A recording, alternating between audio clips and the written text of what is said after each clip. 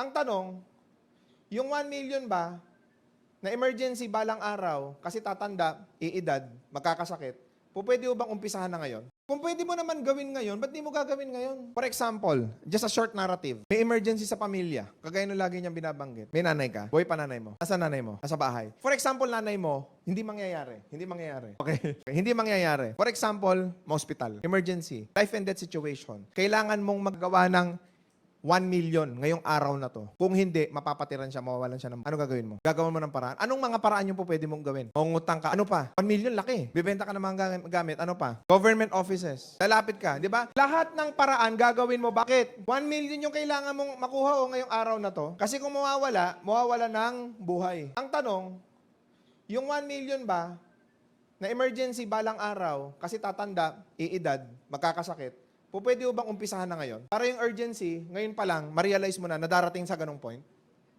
Nadadaan ka sa ganon? Pwede ba isipin nyo, at this moment, at this time, na eventually, magkakaroon naman talaga ng urgency sa buhay mo eh. Hindi ka naman immortal eh. Magkakasakit ka, mamamatay ka rin. Uulitin ko, magkakasakit ka at mamamatay ka rin.